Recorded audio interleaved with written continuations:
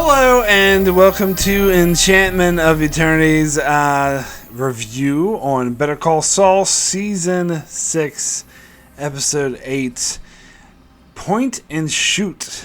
This video is part of a series of videos where I review episodes of Better Call Saul, so I have to start with a spoiler warning for Better Call Saul. Up to Season 6, Episode 8. If you have not seen up to this point, you will not want to watch this video, otherwise some things will be spoiled for you.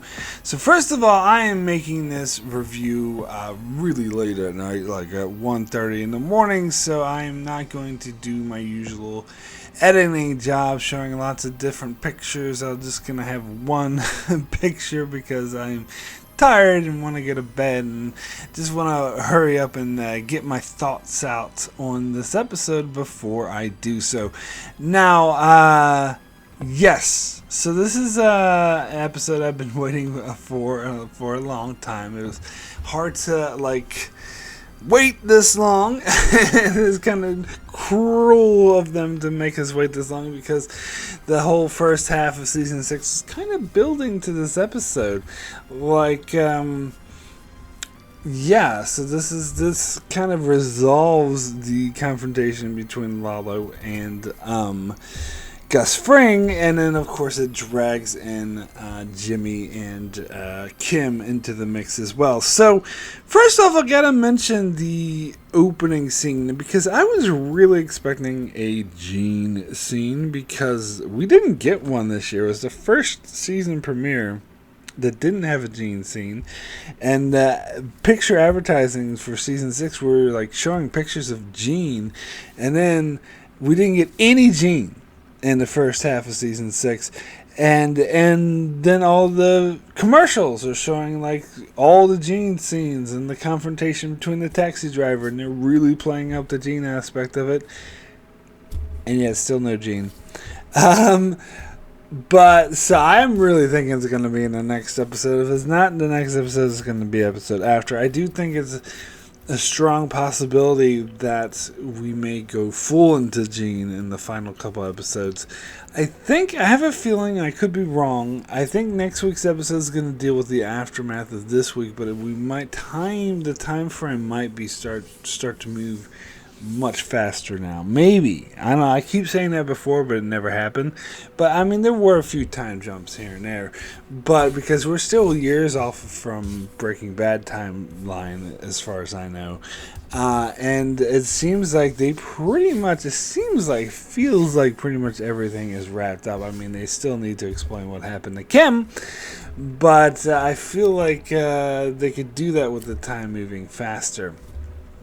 Now, so instead of getting a Gene scene, we got a scene of a really tranquil scene at the beach. You get the waves. It was a close-up. You were like, what is this? And you're like, oh, we're at the ocean. This is waves. We hear some classical music playing. And there's the ocean sounds of the seagulls. It's relaxing. I'm like, oh, what a peaceful, tranquil, relaxing scene. This is obviously setting the tone for the episode. No, of course not. There are shoes being washed in by the waves, and then we see there's an abandoned car left open. Now, I will admit I did not recognize this was Howard's car. I did recognize that the plates were New Mexico plates, and I was trying to guess. I was like, "Oh, where is this? This must be in California, or maybe Mexico." Actually, I decided it was Mexico, but I think I'm wrong about that. I think it was California. But I didn't recognize. I saw the plates for New Mexico, but I didn't notice it said Namaste. I had to go back and watch it after I watched this episode, and I was looking for it. I was like, look, does it say Namaste? And yes, it does. But I think you had to be looking for it. Maybe other people noticed it. I'm just not as observant. I didn't notice it. And in fact, but after I watched the scene, I was like, oh, I knew. I was like, what the hell was that? Like, whose car was that? Where was it? What's going on? It didn't make any sense, but I knew that it would by the end of the episode. It's one of those scenes, Better Call Saul does this a lot. They show this part of a scene at the beginning, and Breaking Bad does this quite often too. And you don't know what has anything to do with anything, but by the time you get to the end of the episode, it all makes sense. So I knew I had faith that's what would happen, and in fact, that was. But it's funny because after I watched the episode, I was like, wait a second, what the hell does that beach scene have to do with anything? But then I remembered what Mike told Jimmy and Kim, that Howard's car would be found several states away, which California is several states away, by the water. Now, it's funny because I didn't connect that to the opening scene when I first saw that scene, because when he said by the water, for some reason I was thinking river, lake, something like that, which, I mean, because we're in New Mexico, it's probably just something you're always thinking. You're not thinking of ocean, you're thinking of rivers, lakes, other bodies of waters. But, then again, I wasn't thinking California's 2 states away, and that has ocean, so there we go. And he did say specifically 2 states away. So there you are. Yeah, so I didn't make that connection at first, and I was like, wow, what the hell did that beach scene have to do with anything? And I was like, oh, that was Howard's car. So I went back and watched it again, and I forgot about the shoes, and I was like, oh, because then it makes sense why Mike took his shoes off.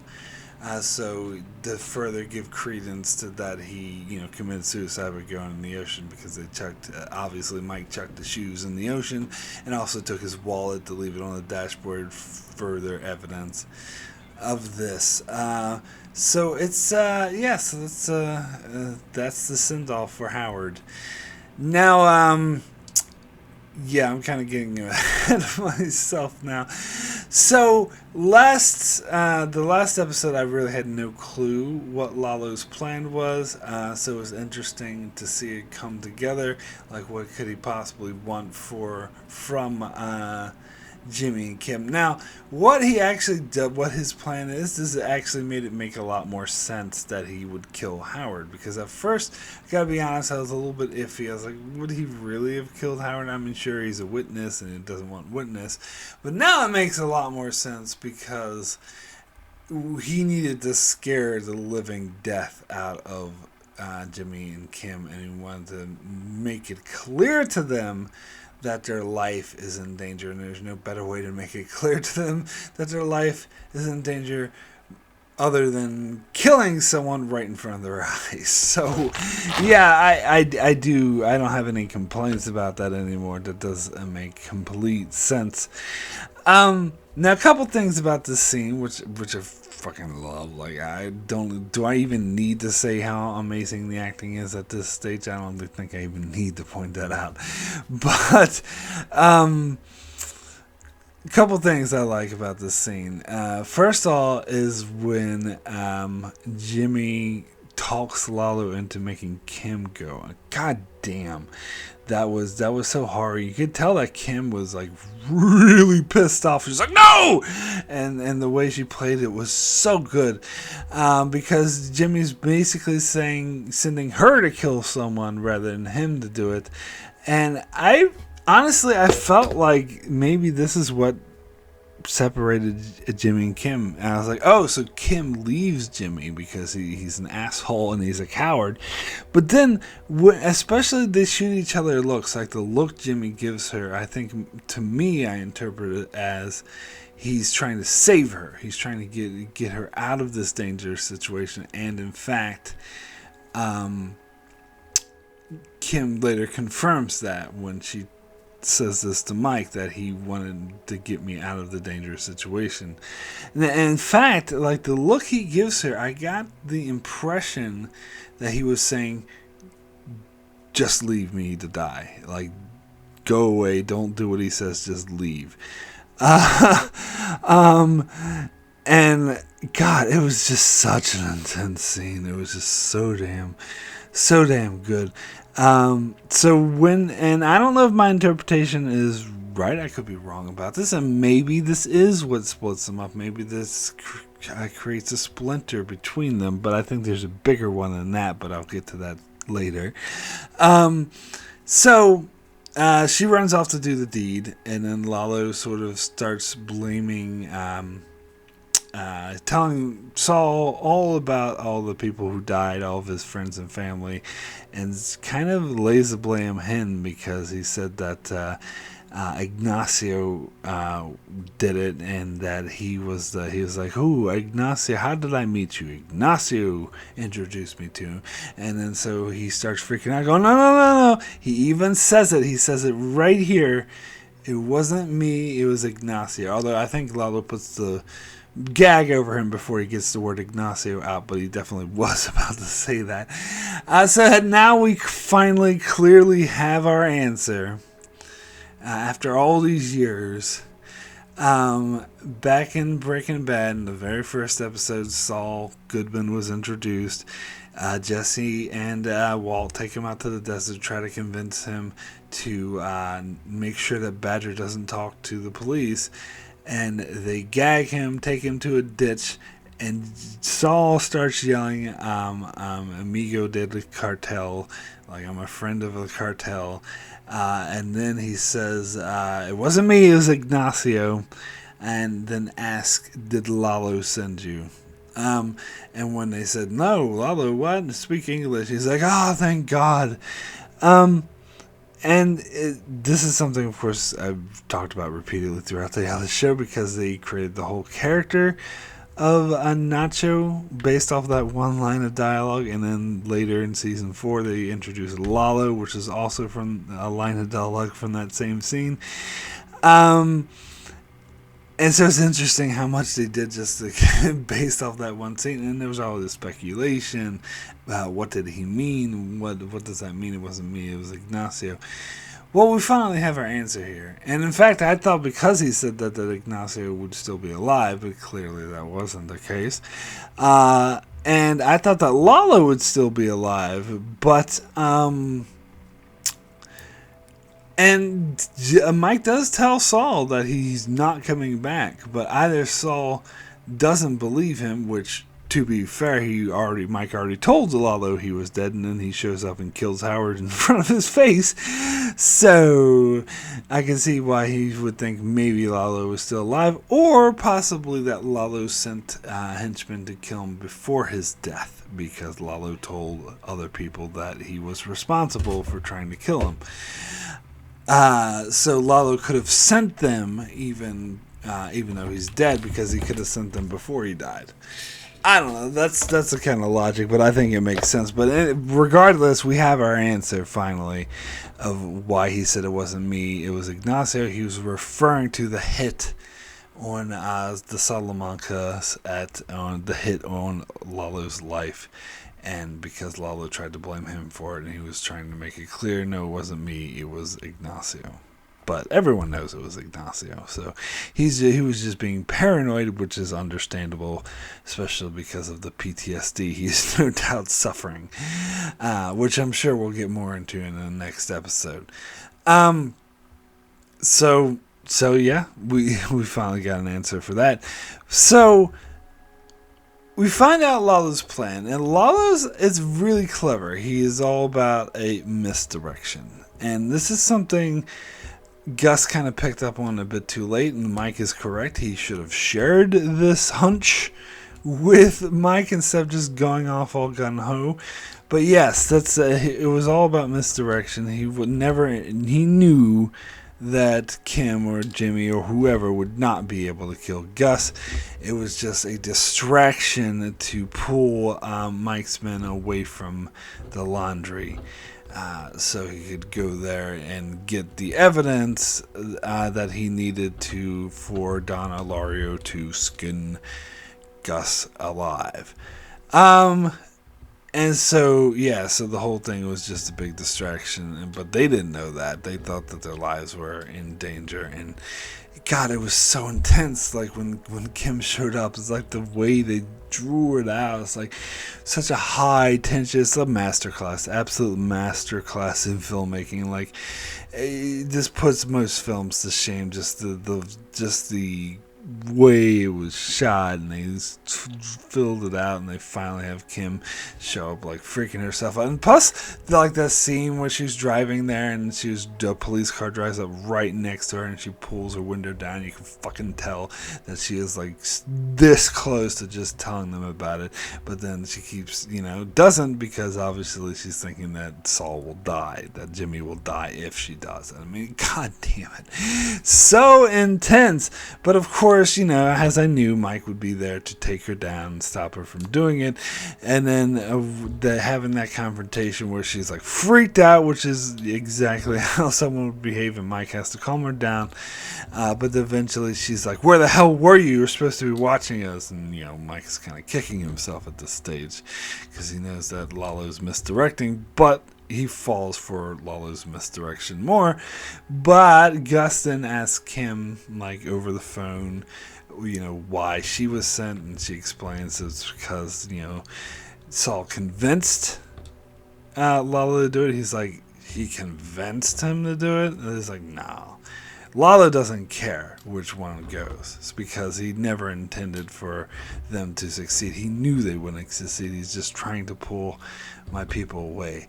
And this is the time where Gus should have called Mike and told him this, but instead, Gus makes an unsmart decision, just because he's not sure. He's just playing a hunch, but still. He makes an unsmart decision to go to the laundry to make sure that Lalo isn't there, but Lalo is in fact there, and kills all of his men and ambushes him and gets him trapped. And again, super, super, super tense scene, the way that Don Ilario, Lalo is filming it for Don Ilario, and explaining everything and forcing Gus to show him where the underground thing is. And of course, when Gus doesn't do it, he shoots Gus in the chest, knowing full well that he's wearing body armor, but it's still gonna hurt like fuck. Not gonna kill him though, but still hurt like hell. And so that motivates him to actually go and do it. Now, I kept thinking, yes, this I'm not sure what year they're in, if it's 2003 or 2004, but somewhere around there is my understanding. Maybe did they get up to 2005? Maybe, I'm not sure. Point is, it's too bad that it wasn't taken, that this didn't happen, or too bad for Lalo, that is, that this wasn't happening a lot later, more like present day, because this is a bit too, even though the internet was still kind of big, this is a bit too early for the common live streaming, because if this was just a bit more contemporary, instead of using a video camera to record this and talk to Don Ilario, he could be recording this with an iPhone and streaming it live for Don Ilario to watch in real time. In which case Gus would be screwed and there would be no way out of it. But unfortunately for him, technology wasn't there yet. It's just something interesting that I noticed. And he was just filming on the video camera, which Gus could easily dispose of once he disposed of Lalo. And again, this was such an intense, absolute, intense is kind of an understatement how intense this scene was. So fucking powerful, especially when they zoom the camera down to the light fixture, whatever the fuck it was that Gus used to blind Lalo, so you knew something was about to happen. You knew he had to plan up his sleeve. And again, this scene kind of is very similar to the one with Nacho, where Nacho he told the Salamancas how much he hated them and how big of assholes they were right before he died. And this was kind of you think that Gus is doing the same thing, but I kind of was, because he didn't know that this would save his life. So it was a long shot, but he was it was the big fuck you, whether or not he lived or died. He did one of them was going to live or die, so he definitely wanted to go out on the big fuck you. Which, if you've seen Breaking Bad, you know that Gus isn't going to die, and you know that Don Ilario is never going to find out about this stuff with Gus, because he doesn't find this out until season 4 of Breaking Bad. So, So, so yeah, but that was fucking awesome the way he did what he was just saying that to them, and then fucking blinded uh, Lalo, and Lalo just started shooting blindly, and Gus shot back, and again. Gus was wearing the body armor, which did in fact save him. It's funny because Lalo was taunting him. He's like, "Oh, he's got body armor on, and too bad he doesn't have body armor for his head." But that means you have a smaller target to try to hit when you're shooting blindly, where he could hit anywhere in the body to kill him. Well, not anywhere, but almost a lot. His options are wider open, let's just say that. And he manages to hit Lalo and kill him. And Lalo kind of laughs as he dies, which is just such in Lalo's character. He's just that kind of guy. It fits perfectly that's his last word would be to laugh. But it's interesting here in this scene because Gus says that he's talking about how he's going to wipe out the Salamanca's whole line, which he actually, in fact, accomplishes. And he says he's going to leave Hector last so he can see his whole line wiped out, which is exactly what happens in Breaking Bad. He kills everyone and then taunts him over Hector over this, but of course this leads Hector to teaming up with Walt to kill Gus, and it ends up being the end of Gus. So they kind of go at the same time, which, interesting to think about. Anyway, god damn, that was such a good scene. So then we get the cleanup where Mike goes to Jimmy and Kim and just lays down low. Oh, such a good. I fucking love when Mike does shit like this. And Jimmy and Kim are both, of course, shell shocked and just completely out of it, which is understandable. And I love how when he gives his little speech about it, he's like, "You guys are fucking Laurence Olivier," and I can't remember the other person he said, some classic actor. It's like, "You gotta put on the performance of your life. Today is just another day that ends in Y. Like, don't look distant, don't look weird or anything. Just a normal day. Go about your day. It's another day that ends in Y. Just nothing out of the wrong. By the time you get home, we'll be gone." God damn it. But of course, and again, he does explain point blank what's going to happen to Howard, and he's like, oh god, this is what is so like. This is what I think is going to have the biggest repercussions for Kim, and particularly for Kim and Jimmy's relationship, because they were mortified already that what they did ended up with Howard getting killed, because they never wanted to hurt him that badly. In fact, the whole point was he'd be fine. That was their justification for like fucking him over and fucking with his life and just conning him and setting him up. In the long run, he'll be fine. He'll get back on his feet. But now they are stuck with this story of that he was a drug addict and miserable, and now they have to stick with it. And his reputation, not only is he dead because of them, basically. I mean, it is kind of a long shot because they did this to them. They didn't tell him to come over at that time, and in fact, they did tell him to leave when Lalo got there, but by that time it was already too late anyway. But they didn't tell him to go to their apartment at this time, but it's because they fucked him over that he was there. So it may be a little flimsy, but it is kind of their fault that he's dead. But it's definitely their fault 100% that his reputation will be ruined. His legacy is gone. He'll be known as someone who committed suicide because he was a drug addict, and they're stuck with it, and they have to perpetuate this lie, and that is going to eat Kim up on the inside. So this isn't very. I'm really interested to see what effect this will have on Kim's character, and how this will push Jimmy to become more like Saul, who is a lot more apathetic and doesn't give a shit about people. Where at this stage, as we just saw in this episode, if my reasoning was correct, that he was willing to sacrifice himself in order to save Kim.